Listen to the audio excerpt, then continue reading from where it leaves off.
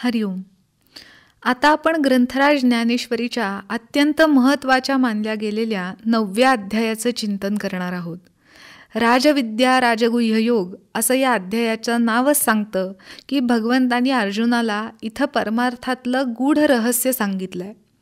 असं गुप्त ज्ञान म्हणजे आधुनिक भाषेमध्ये सिक्रेट फक्त महत्त्वाच्या प्रिय व्यक्तीलाच दिलं जातं. अशा निर्व्याज प्रेमाचा अर्जुन अधिकारी आहे हे जाणून भगवंतांनी अर्जुनावर विशेष कृपा केली. यापूर्वीच आलेला ज्ञानविज्ञानाचाच विषय भगवंतांनी इथं विस्ताराने सांगितलाय, कारण हा विषय भगवंताच्याच अत्यंत आवडीचा आहे. पण हे ज्ञान आकलन होऊन अनुभवाच्या स्तरावर येण्यासाठी निंदाद्वेषरहित शुद्ध अंतःकरणाची आवश्यकता आहे याची विशेष नोंद घ्यावी लागेल. अर्जुनाचे अंतःकरण असंच निरागस असल्याने या ज्ञानाला पात्र आहे. इथं अर्जुनाने गोपालकृष्णाला शंका विचारली की परमार्थातलं हे ज्ञान इतकं पवित्र कल्याणकारी असून सुद्धा मनुष्य या ज्ञानाची आवड का बरं धरत नाही? उलट अनर्थकारी पैसाठी मात्र प्राण घ्यायलाही तयार असतो आणि सोडायलाही. अर्जुनाचा हा प्रश्न खरं तर फार महत्त्वाचा आहे. प्रत्येकाने अंतर्मुख होऊन विचार करायला भाग पडणार आहे. या प्रश्नाचं उत्तर देताना माऊलींची मूळचीच अलौकिक असलेली प्रतिभा आणखीन बहरून आली. यासाठी माऊली आपल्या जवळचे नित्यातले उदाहरण देताना म्हणतात, जसं चिखलात उगवलेल्या कमळ पुष्पाच्या देठाशी बेडूक असतात आणि कमळ पुष्पामध्ये मकरंद असतो, मध असतो. पण या मधाच्या सगळ्यात जवळ बेडूक असूनही अत्यंत दुरून येऊन भुंगा मात्र या मधाचा आस्वाद घेऊन निघून जातो आणि बेडूक तसा चिखलात समाधान मानतो. अगदी याच प्रकारे सगळ्यांच्या हृदयात सर्व प्रकारची सुख देणारा आत्माराम नित्य वस्ती करतो, तरी अज्ञानी जीव मात्र या बेडकाप्रमाणे या आत्मारामाकडं साफ दुर्लक्ष करून भौतिक विषयाच्या चिखलातच सुख समाधान मानतो.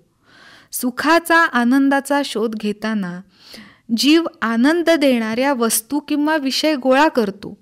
त्यापासून क्षणिक सुख मिळतंही, पण ते सुख नसून सुखाचा आभास असतो.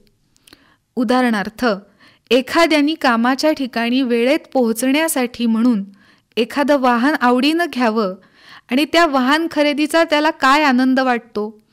पण दुर्दैवाने हेच वाहन जर चोरीला गेलं तर दुःखच पदरात येतं. म्हणून खरं सुख समाधान पाहिजे असेल तर भगवंताचं स्वरूप समजून घ्यावं लागेल. सर्वत्र संचार करणारा वायू जसा आकाशाच्या ठिकाणी नित्यस्थित आहे, त्याप्रमाणे सगळ्या भूतांमध्ये जीवांमध्ये मी भगवंताच्या ठिकाणी स्थित आहे असे जाणावे, असं भगवंत अर्जुनाला सांगतात. यावर माऊलींनी सुंदर अशी ओवी लिहिली. तैसे भूत जात माझे ठाई, कल्पिले तरी भासे काही, निर्विकल्पी तरी नाही, तेथ मीच मी आघवे. भगवंत आपल्या प्रकृतीचा म्हणजे मायेचा अंगीकार करून सर्व भूत समुदाय जगतसृष्टी निर्माण करतो. हा भाग समजून देताना माऊलींनी सुंदर दृष्टांताची योजना केली. एखादं नगर एखाद्या राजाने वसवलं असं आपण म्हणतो, पण प्रत्यक्षात राजाचे स्वतःचे हात थोडेच ते नगर वसवण्यासाठी शिणतात. तो केवळ सत्ता रूपाने निमित्त असतो. तसं सृष्टीची घडामोड करताना भगवंत सत्ता रूपाने असतो. एखाद्या व्यक्तीने स्वप्नात खूप लांब पायी प्रवास केला तरी जागेपणी त्या व्यक्तीचे पाय दुखत नाहीत. तसा सृष्टीचा हा सर्व पसारा एक मायानिर्मित भास आहे, परंतु भगवंताची माया हीच हे जाणण्यामध्ये आड येते आणि ज्ञानी भक्त मात्र या मायेपासून सावध असतात. हे विशेष. रामकृष्ण हरी.